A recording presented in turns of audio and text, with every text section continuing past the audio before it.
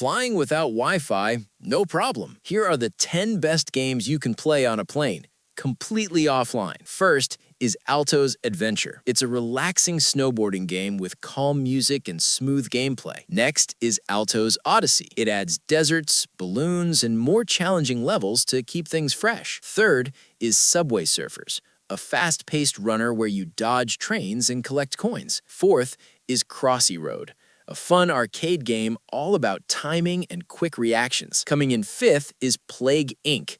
This is a strategy game where you simulate spreading a disease worldwide. Sixth is Mini Metro. You design subway lines and manage growing passenger demand. Seventh is Shadow Fight 2. It mixes fighting action with RPG-style upgrades. Eighth is Hill Climb Racing, a physics-based driving game across rough and crazy terrain. Ninth is Monument Valley, a beautiful puzzle game with optical illusions and creative design. And finally, 2048, a simple but highly addictive number puzzle. That's it for the best offline games to play on a plane. If this helped, like and subscribe for more. Thanks for watching.